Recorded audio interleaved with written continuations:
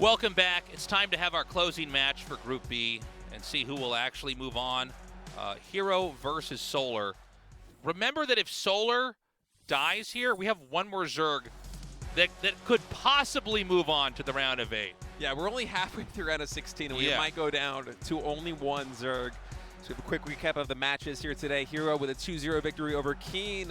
Did eventually lose to Cure there in the winner's match. And now herO versus Solar, man. I'm excited. I think this should be a fun PvZ. And PvZs, they're going to be few and far between here at the GSL. Well, I mean, if the Zergs all go away, then we're going to get the Zerg matchups out of the way very quickly.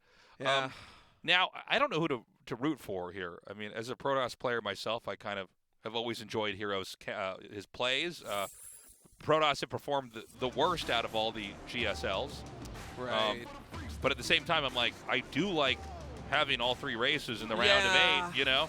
Yeah, I'm a little torn too. herO is one of my favorite players to watch in the world, just by his pure skill. Yeah. And how good he is at leading the Protoss race over the past year and a half. But, I mean, Solar, one of the very few players keeping the Zerg lifeblood going here, the GSL Code S. All right, guys, we're going to go into the final best of 3. herO versus Solar. The winner survives to the round of 8. The loser is out of the first season of this year's GSL. DKZ Gaming, herO.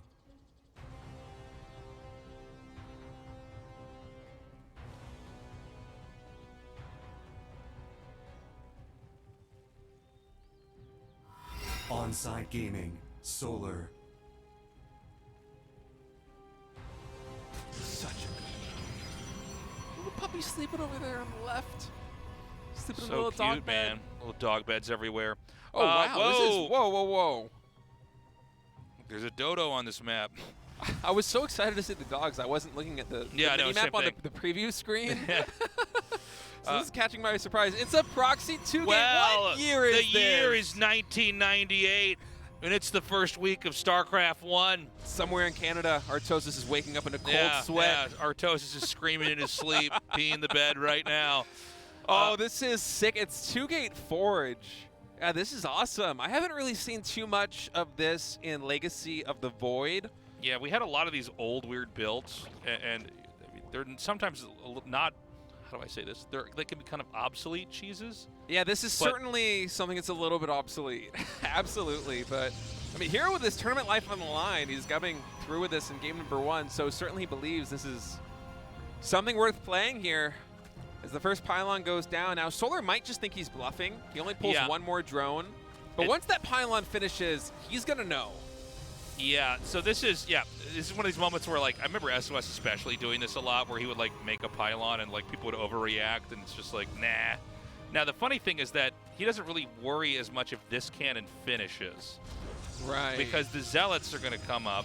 And this is going to be a scary moment here for Solar. This is not the kind of situation you often find yourself preparing for, as that cannon actually will get up, Tasteless. The Zealots are able to come in, zone out those drones. And I don't know the ins and outs on how you hold with this build. Like, I don't know exactly how this works, so I honestly just haven't casted it in a long time. It does seem like the Protoss is not intent on making more than 4 Zealots. And so this is just designed to kill the hatchery. And we see 2 gases. I'm sorry, he's going to make up to 6 Zealots. He's queuing up another one. I thought for sure he would stop at that. This is creative play coming out of herO. I'm loving this opening. This is something you would see in Heart of the Swarm. And right now, I mean, Solar, he's building a Roach Warren. He's taking a gas. He's building Zerglings.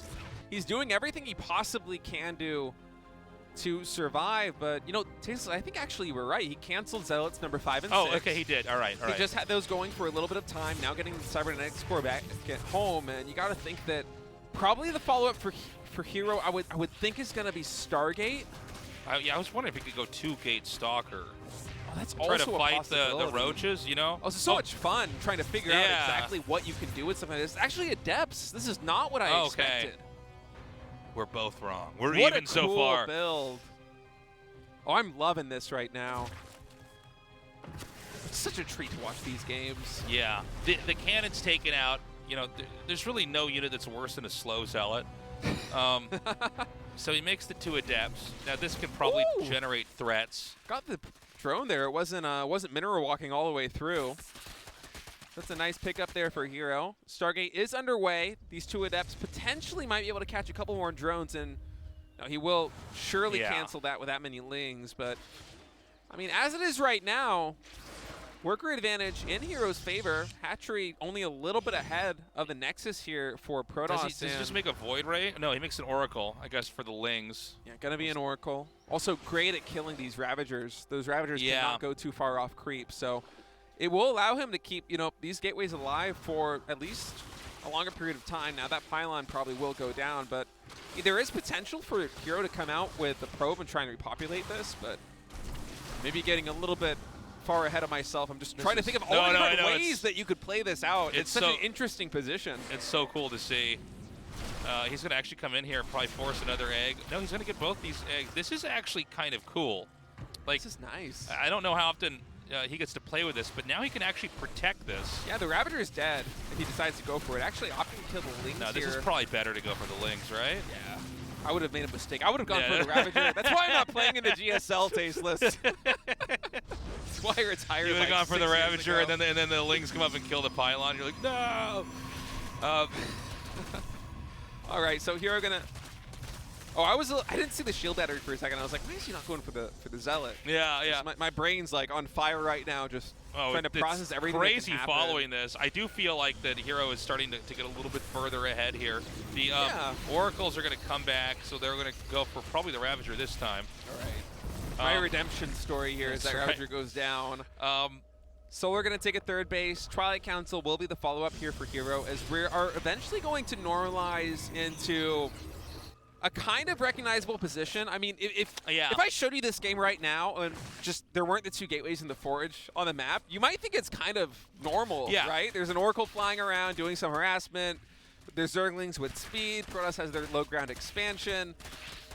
And so we kind of go into a more standard position in a very weird way.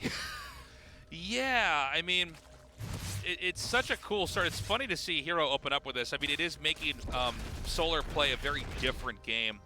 The Adept play may throw Solar off because a lot of times when you experience rushes like this from the Zerg's perspective, you feel like you're behind. Yeah. Even if maybe it's more even than it looks, because it just feels like everything's gone wrong for you. And so this may cause him to over-drone. And then as he over-drones, especially if, like, the Oracles are going to snipe more workers here, that he could get blindsided with Glaive Adepts pushing. It's so cool.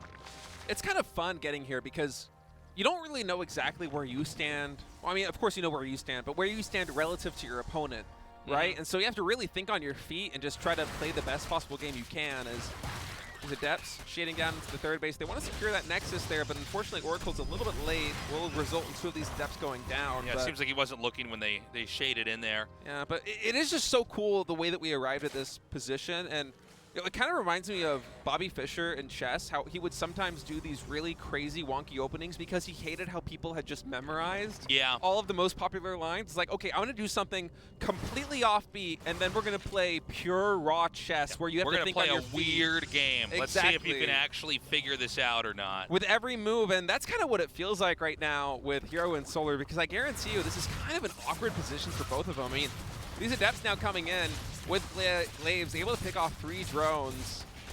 As, Solar, he is pulling ahead a little bit in the worker count. He has been droning out quite heavily, up to 47 drones in total right now before starting Roach production. So he's in a pretty comfortable position, but I mean, it's just been such a shakeup here in the early game. How many gates are actually in this game right now? We haven't really got a shot of the main, and I wasn't really looking. I don't know exactly. I would guess around 3. So that kind of seems like, a nice stable number to try and do all these different branching techs as we see, Blink coming in, Disruptors coming in, Warp Prism, Speed coming in addition to these 3 Oracles. So, yeah, I'm not sure exactly where the gateway count lies, but it seems like herO is kind of focusing on having a more technical army here. I mean, certainly going for 3 Oracles into Speed, Warp Prism, Disruptor. Yeah, I mean, the gateways are going to be filling in at the very, very end. Yeah, that's not the priority here. A lot of workers killed with those Oracles. Like, really impressive stuff. The Zerg is taking the 4th. The 3rd is already being mined from. And there's going to be another harass come in here with these disruptors. I think that he should be safe from Ro.16, but I'm not sure exactly what's at the third base right now. Yeah, we'll see exactly what is set up here. Actually, not too many units, but with the shield battery, should be able to hold on. Actually, hold that thought. Is looking at the minimap, there's a lot of Lings and Roaches coming down in the south position as well, so these disruptors are going to come home. Try and shore up the defense here, and Solar, I don't think he knows exactly what is in that Warp Prism, but he knows it's not good, so he sees it come back home and retreats a little bit. And the Baneling's Nest is going to come down now. I do feel like this is actually a little bit better for herO.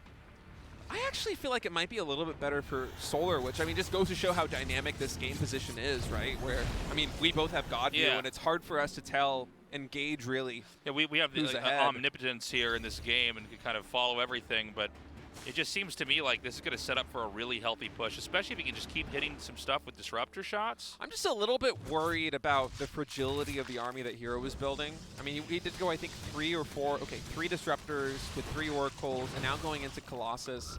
Those are a lot of high-tech units that don't pack the biggest punch if they aren't used to perfection, the disruptors especially, and I don't know if Solar is going to go for a big flood of units. And this Ling actually coming in here and getting a scout is quite nice for Solar. But back to my point, if Solar comes in with a really big timing attack once these 3 Vipers pop and get energy, it might be a point of weakness there for herO. But I do think if we get into more of a late game situation, herO will have the edge considering how rapidly he's been able to fill out his tech tree.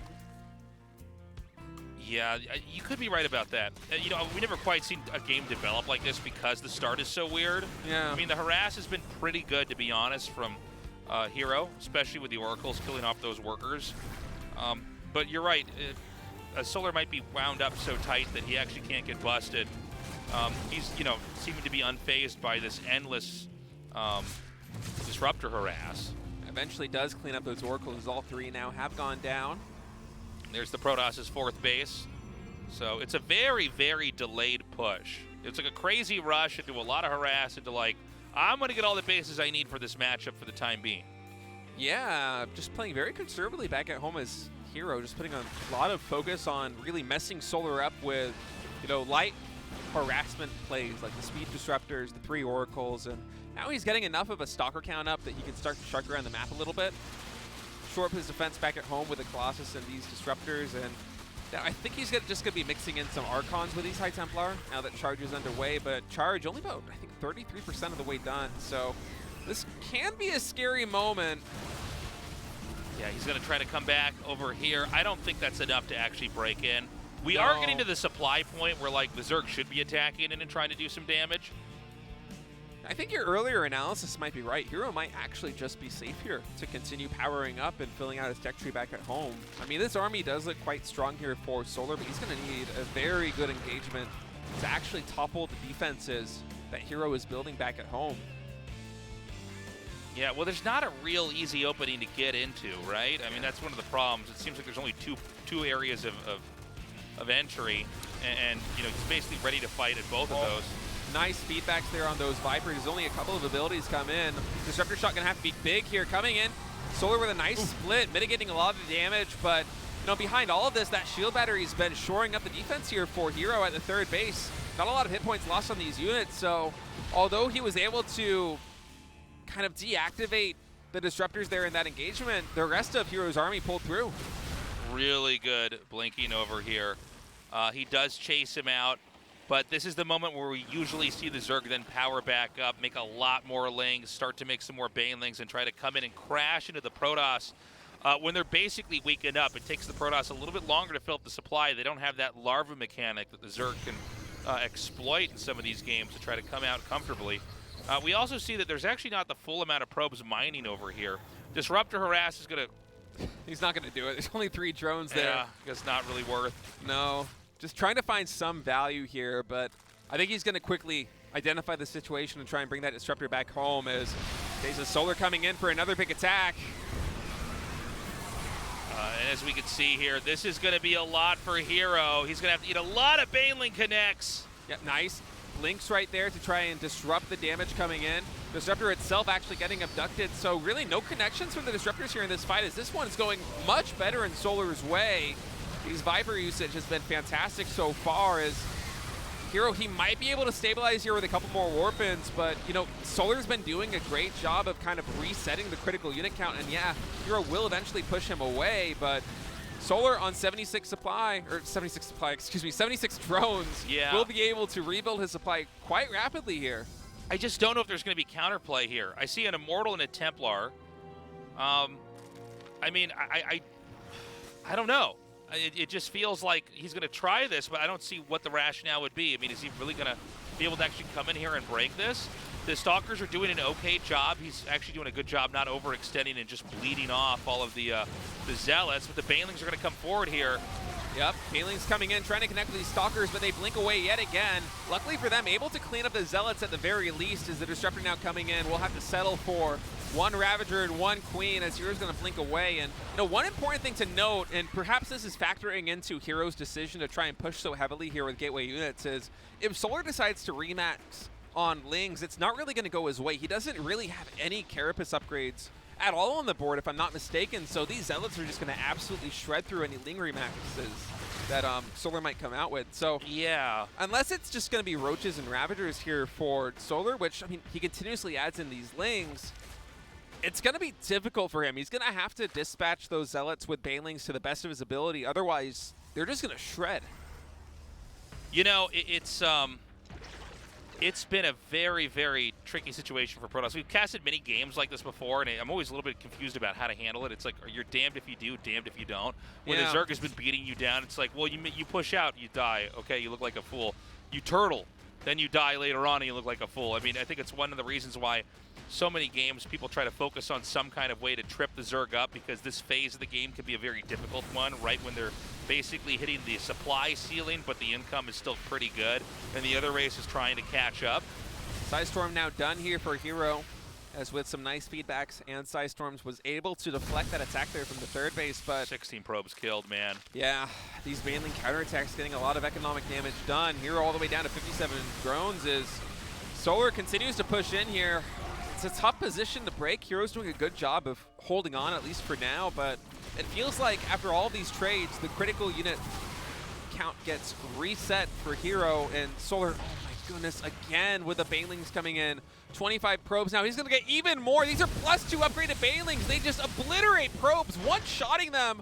herO, I mean, he basically has to go in all in at this point, right? I think he has to. I don't know that it's going to work. I'm very worried. Now, that was a lot of Banelings that were spent back there in order to destroy all these workers. So he's not going to have as many Banelings in the actual fight to defend himself. If they can get, basically, the Banelings can be prevented from connecting ideally to their targets. And herO could trade really efficiently, maybe. Oh. He's actually pushing on top of Banelings right now that are about to hatch, which means he could deny some of them from coming out and therefore being used at all. He does destroy one hatchery as well. Archon's in the front taking a lot of damage right now. War Prism gets abducted. That will get sniped there by the Queen, so reinforcements are going to be hard to find here for herO, but he's continuing to push forward. He knows that he has to win right here, right now. His worker count all the way down at 32, and so far Chase he's doing a good job, but there might be just enough here for Solar to hold on. Even drones entering the fray. Yeah, drones coming forward to try to help out in the fight. Just the Archon and the Immortal over here doing a decent amount of damage, but I'm still seeing a few units trail up and no reinforcements here for the Protoss. I think herO is probably out of this game. Yeah, it's coming down to the wire, but at the end, Solar's going to take it with some fantastic harassment there. So many probe kills at the third and fourth base there for herO, and just relentless attacks into that position, and one of the more entertaining PvZs that we've had so far. Really fun opening from herO.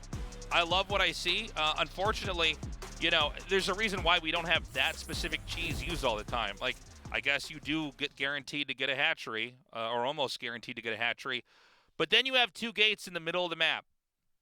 You don't have tech that you can follow up with easily. You're basically both playing a very dicey one base versus one base game, and that's not ideal for anybody, but at least the Zerg has all their stuff back at home. And from there, even with really good harass from herO, Solar just droned up and got to where, you know, every Zerg is trying to get if they're going to play a macro game where they were maxing out. They were able to slam into those bases over and over and over and come through victorious. I feel like in a situation like that, it is so hard for Zerg to navigate exactly how to defend that kind of pressure because, I mean, right from the gate, it's such an awkward position. I mean, there's 2 gateways in a forge right outside your base. There's a cannon or your natural. You lose your natural hatchery. It's complete chaos, but Solar just with killer instinct there, able to weather the storm to perfection and eke out every single possible drone he could. On top of that, is going to come away with set number 1 on Babylon. So herO now fighting for his tournament life here in Group B. He might be the 2nd player eliminated in the round of 16 Group B. Let's go to set number 2 on Altitude.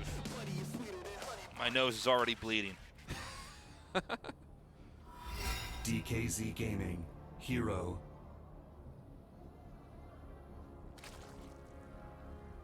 What is that in like this fishbowl thing that he's got? Yeah, it's like he has like, it's I like don't a know crystal. what that is. Yeah. Look at the it like picture of Solar, by the way. He's got like little spikes Onside coming out of his Gaming, back. Solar. Yeah, look He's at like a little that. baneling. He is Zerg. He is the Zerg, yeah. Yeah, I don't know what that is in herO's room. Looks like a pylon almost. It's like a pylon that hasn't been sculpted into like the Yeah, power. it's the like power warping bearing. in right now, but it's not everything's done over there yet. All right. Well, let's see what happens this game. No extremely early gateway shenanigans coming out of herO this time. Just low ground. Gateway at the natural expansion. Pro block coming in, but I mean, in the year 2023, it's about as standard as it gets. I mean, Zergs are so used to taking that 3rd base as effectively their natural at this point that it's almost a moot point. It's just kind of the way the game goes, you know? Yeah. This was exciting stuff in the first couple days. Like, oh, that's, what does that mean? And I mean, maybe it means something later on in a push, but usually not. I think also you want to try to get in, especially if you're going for a gateway expand, and just make sure there's not some crazy cheese coming. Yeah, and I think Solar of all Zergs is probably one of the most comfortable ones at taking that forward base, considering how he tends to like playing a little bit more aggressively, especially in this matchup with, Roaches and Ravagers and Lings. So Yeah, he likes to basically try to take like a fighting Zerg stance and try to just kind of take the other player head on and box him around and then, fight back from there. So this is an expanding build. I like herO doing that weird build in that first game. It's very fun. But then when it fails, you go, oh, man, are you going to get eliminated because of this? yeah. Is this because I think build order randomization is very important, but you only have 2 more Zergs left in this GSL. Well, maybe it was something that has been working for him a lot in practice the first time that somebody sees it, right? It doesn't have to be a completely solid strategy to be valid to use one time in a best of 3. If this was the first time that Solar has seen it, which we don't know if it was, Right. it could be the kind of thing that, it's a one and done. You see it one time, it catches you off guard, perhaps you overreact there as the Zerg, you lose the game, and Right. herO's up 1-0. So I like it. I like him rolling the dice there. It didn't quite turn out the way that he would have hoped for, but it was a fantastic game. And if Solar just messed up a little tiny bit, I mean, we would be praising herO for, Yeah, well, we would be like singing his, yeah, singing his hymns right now that, he's done it. He's such a genius. Oh, my God. But, all these cheeses are not all created equally. And I think that really was him. Like, he's pretty much 100% sure he'll get the hatchery, but it's like, do you know how to deal with this? Do you know how to actually play this game out from here? Mm-hmm. I think maybe a lot of other Zergs go too aggro off of that, and then they either die to the harass or get weakened up to the harass, or they overextend and try to take out the other player's natural. But he basically played an extremely patient game back there. Huh. Kind of an interesting build here coming out of herO. I was expecting to see a Stargate again here in game number 2, but instead it's 4-gate Robo. He has a Twilight Council, only just Glaives. now starting Glaives. One of the classics, man. We've seen this before. Very early Glaives pressure. I don't feel like it's that strong. Yeah, the build is shaken up a little bit from the way that I normally see it. Maybe this is slightly more optimized with him getting Glaives after the gateways and the Robo. Perhaps he just like funnels all of his chrono boosts into that and he's able to eke out a faster timing or something. But Yeah. yeah, it is just going to be a 4-gate Glaives pressure opening, so nothing too crazy there. Is the Warp Prism that's move out on the map, and this is something that, every Protoss player, probably a lot of Protoss players also at home, and every Zerg player definitely at home has played against dozens and dozens and dozens of times. One of the more standard builds, but oftentimes this usually doesn't go Protoss's way. It was used a lot And I think the build exhausted itself because I think Protoss became too reliant on trying to make different Adept builds work. Now, what we want to watch for is see, does he keep making any probes during this or not? Because I just would be surprised if this was, and he's going to commit in here. And we'll commit, but, being able to use this left side of the natural expansion as kind of a barrier here prevents Solar from going in for the surround because, Solar, if he loses all of his lings, that's pretty much the game. And actually, a little bit of a misstep there is Solar going to have to vacate this. This is a lot of mining time lost, and actually kind of surprised that herO didn't try to get back in there, harass the drones again. Instead of going to come in here to the natural, but not enough surface area there for the lings. This is starting to snowball a bit. Yeah, if you can get like 2 or 3 good moves with the Adepts and like kill workers and then move somewhere where the lings are not, it's usually a good sign. Now, this isn't an all-in, by the way. There's a Nexus being made. There's an Immortal being made. I don't think there were probes being made, but that can wait a little bit. And, with the Immortal out, where is the Immortal? I guess it's just back at home? I think this might actually be the first Immortal, as actually Solar coming in here to the natural expansion. Oh, no, correct me. Yeah, it's right here at the ramp along with these Adepts. So we're actually going to lose a lot of lings there. I don't know if that was premeditated by herO, but in any case, he gets the better end of that trade with Solar coming up the ramp. It looked like it was going to be really bad when we saw the lings get in. Just in general, like, an easy calls, you see lings get inside their natural, you're like, oh boy, how much stuff is going to be killed, but it seems like he's okay. Now, he's going to commit to this push. And I don't know that this Nexus is ever, maybe he's just using this as kind of a red herring. I think there hasn't been probes being made. I guess this is a build where you like have 400 extra minerals, and that's going to maybe make the Zerg be greedy. And now we have Immortals and Adepts pushing. Yeah, this hurts though right here in the main base. These lings are getting a lot of damage in on those probes. 6 going down, and this is what we've all been building for. A lot of Adepts and Immortals now coming in. Do or die here for herO. Elimination match. Ling and Roach is also coming in, trying to get the flood. Ling's got a nice surround right there. A lot of surface area on those Adepts, but will herO have enough to fight back? He is warping in 4 more Adepts. He doesn't have that much more money behind this. The Queens are a little bit low. It looks like some are going to be picked off here as they stay out in the front. This feels like a mistake here by Solar to have this out here. It does feel like a little bit of a misstep there with 2 Queens falling, and now this third base is going to have to get vacated there by the drones, at least for a moment. As Solar trying his best to stay on top of where these Adepts might go, as actually the Adept Shade is going to get canceled. So now herO zeroing in on this one location. Another big counterattack in his natural base, though. Yeah, he's doing a really good job with these Adepts, basically forcing the lings away, and then the Immortal and the Immortals, I should say, and the Adepts can be picked off. But there's 15 more workers being killed. There's actually not mining. Sorry, that's what it says. He's not mining right now. He's moving probes in between this, which means like as long as the Zerg has anything and he can kind of stabilize here, he might be able to hold this off. That's a lot of damage on those Immortals. That might cost him the whole push. Yeah, those Immortals are very low on HP right now. These Adepts trying to find more drone damage right now as both players actually dip below 30 worker supply. And I mean, more Ling attacks coming in. I could see on the mini-map there was a counterattack over here at herO's third bases. herO was absolutely planning on this being a completely committed 3-base all-in. I don't know if that is still the game plan. We'll have to see if it looks like it is.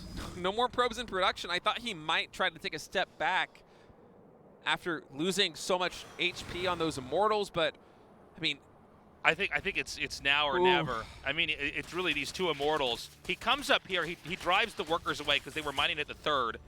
We've had probes like basically shift in between all these spots. Same as the drones here for the Zerg. It looks like it's Groundhog's Day with the same attack coming forward here. This time, it is 3 Immortals instead of just 2, and a really good Adept Shade comes in. Is there enough lings to thin this number out? The Adepts are starting to drop. The Adept count is falling here. 4 more getting warped in, but the 3 Immortals are standing strong. They've been focus firing Roaches this entire time, and suddenly there isn't a lot of army supply here for Solar, but the counterattack yet again. herO might have very little mining, if any, at the end of this. Yeah, herO, the lings are going to come through here now. There's only 16 workers. There is a Spore up here. He's starting to hit some of these Immortals back here. They're being juggled. Drones are being pulled. I think that actually Solar is going to lose this game. He might, man. I don't know. It's so close right now. Keep in mind that herO is only on 3 probes, so he has to make it happen right now with just these 0 3 workers Immortals. now. 0 workers. 0 workers here for herO. Oh my God. There's 20 drones mining right now for Solar. I think he's going to be able to build enough units to actually stabilize here. There is no mining happening for herO. These Immortals are not going to be enough. Oh! He pulls away. I mean, there's got to be no way, right? I think it's impossible. He needs to make a queen or two. He needs to get something that can actually hit. Well, hold on. There's a spore right here. I think Solar's done I think he's done. Yeah, there's no way. These Immortals, I mean, even if they were max No, I mean, herO's done. Solar's got this. Yeah. Yeah. Absolutely. I mean, man, what a close game, though. What a tough way to go out here for herO. He just needs to get a queen out and chase this down. Again, zero mining here. You can see Solar's just, he's like, all right, am I sure that he doesn't have anything here? And he's like, okay, he's not, he has no probes here. Yeah, I mean. God, I think we're going to, yep, that's it. GG, whoa. What a game. What a game, dude. Why are we ending with the greatest games of all time? That was so fun to cast. Yeah, that was absolutely wild, and herO gave it his absolute all there, fighting to the very last with just 2 Immortals and a Warp Prism, trying his best to survive. But at the end of the day, I mean, you have no income at all, and things are not going to go your way. I mean, Solar just had to survive right there. That was crazy. Crazy game back there. Solar wins 2-0, 2 very different games. I actually think the push idea from herO was actually a pretty original take on the Adept style. He has that Nexus making, but really it's about the Immortals. And once the rush isn't really working, did he even go back and make probes? He might have just moved probes to mine at the third when the Lings got in with the counterattack. I think that's exactly what it was. Yeah. He was trying to ferry those probes to a safe location, which at that time was the third base. But, you know, Solar with those relentless counterattacks with the Lings, I think if he didn't make those plays, oh my God, herO probably wins game 2. Yeah. And we're going to a match point game 3 right now. But instead, Solar just with sick game sense, just continuously attacking there, does not give herO any breathing room. And that's going to be herO going out in the round of 16. Zerg hopes are alive. Yeah, we got one more Zerg moving on. herO's gone. That's a bit of a bummer. I think a lot of people expected him to perform very well. It's very important you pick the right builds in these group stages. You know, I know it's like right at the start of GSL. We are in the round of 16. We did minimize the number of players in the tournament. Anyways, congratulations to Solar. You showed a tremendous performance against herO. Did you see his 2 gates on the map in game 1? herO used to use that build a lot on the ladder, so I had lost against him several times with that specific build. I've put a lot of thought into how exactly I can hold that. So I knew it was coming when I saw it, and I had some ideas on how to prepare for that. Second match, you sent Zerglings here and there, and it seems like that's what allowed you to get that victory. 마지막에 제가 When did you identify that? 제가 일꾼 동원해서 싸웠을 때 거기서 이제 제가 일꾼을 다 털고 이제 상대가 불멸자 2마리로 계속 안 나가더라고요. 근데 왜 안 나갈까 하면서 계속 When I killed all his probes. 약간 그러면서 약간 불안했었던 게 이제 And when I saw just the prisms and the 2 Immortals, and I thought, oh my gosh. 이런 생각이 많이 들어가지고 근데 이제 불멸자가 빨피인 걸 봤을 때 이제 확신했던 거. I was wondering why he's not typing GG. 김도욱 선수와 먼저 있었던 경기에서 초반에 좀 공격적인 빌드에 So I thought, oh god, is there something else going on in this game? Is there some secret in this game I haven't figured 제가 out? 사실 첫 경기 때 이게 제가 막는 사이즈거든요 원래 이게. 왜냐면 병영을 너무 멀리 지어가지고. 근데 제가 약간 첫 Yeah, he did a lot of damage to you in that push. 부대 지정할 때. 그래가지고 너무 못해가지고 그걸 지고 약간 멘탈에 타격이 있어가지고 My micro was a little sloppy in the first match.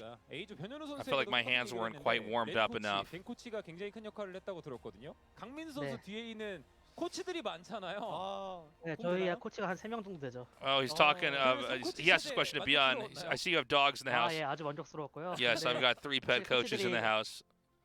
최근에 저한테 애교를 많이 Are the coaches satisfied with your performance? 행복해가지고 좀 Yes, I want to thank my coaches. Even when I lose my games, they comfort me. So he wants to thank his pet coaches for helping him. 네, 일단 최근에 There are a 제가 lot of 사실 fans who are eager to see you win the season. Any words for them? 만족할 만큼 So recently, when I prepared the round of 16, 왜냐면 제가 개인적으로 좀 바쁘고 I wasn't really satisfied with my performance. 평소보다 좀 부족했는데 8강에서는 진짜 I had a lot of different things I had to worry about, so my preparation wasn't good enough. But I'm ready this time, and I'm 감사합니다. 네, 수고하셨습니다. excited to work hard. Please keep cheering for me. All right, that's the interview. Very cool. Those are the casters, Yeah, also that's- in chains. We're all tied up here. Do we have bigger chains than them? Do we? We might. We better. Got to tell our production team to increase My contract the size for the year. of I'm those like, chains. I'll cast with those Korean guys, but only if I have the bigger chains behind me. Well, kind of a little bit of an upset. I mean, Kieran Solar absolutely have the skill to go to the round of 8 of any single GSL, but the fact that herO is not advancing here is honestly a surprise to me. I mean, I am a herO fanboy, so I'm a little bit biased here, but I was expecting him to walk away with first in this group. Yeah, I mean, he's played so well. I thought for sure he would move on. Yeah. But Kier, I mean, he's a killer, and in a season where we have not that many Zergs, the fact that he's so good at TVP will probably prove to be extremely valuable. Yep, as we get a quick recap over here, herO winning the first match of the day against Keen, Kier defeating Solar 2-0, and then in the winner's match, Kier defeating herO with a nice 2-0, securing him the round of 8 spot. Solar beat Keen, the elimination match, and then Solar rounding things out with a win there against herO in 2 very entertaining games, I have to say. I mean, that was a 2-0 on paper, but I love that build we saw from herO in game number 1, and then in game number 2, I mean, what a fantastic finish there. Just Solar hanging on by a thread to clutch out the top 8. We're going to be back on Tuesday, 6:30 p.m. KST with Dark, Stats, Ryung, and Gumiho. Should be another fun group. Excited to see Stats play. Dark, the only other Zerg remaining in this tournament right now, hopefully will be trying to join Solar in the round of 8. Yeah, his Stats being back, and I really want to see exactly where he's at. Ryung's been with us for a long time, as with Dark and Gumiho. Gumiho's looked extremely strong lately. I think it's a tough group to call, other than I think Dark is supposed to get out of this group first no matter what. Yeah, I would be surprised if Dark didn't make it. So, unless we have some insane upsets there next Tuesday, we should have Dark probably in the round of 8 joining with Solar. And 2 Zergs in a round of 8, that's a pretty reasonable spread compared to, I mean, today we almost went down to 1 Zerg, when we're halfway through the round of 16, which would have been absurd. Yeah, I mean, I am a little bit relieved that we have at least some Zerg presence here. Because if we get to, the round of 4 and it's no Zergs, it's like, Yeah, ideally you want to have at least one of every race, heading into the top 4. Yeah, Makes the games the most dynamic and the most fun. Well, everybody, if they play a specific race, they're going to have somebody to cheer for and to follow and to try to learn from. But, yeah, I mean, another great day of games. I got to say, another crazy ending for that. With that, those final moments where Solar actually comes out after killing all those probes. Guys, thank you so much for joining us. We'll be back on Tuesday, 6:30 p.m. KST. We love you, and we'll see you in a couple days. Bye-bye.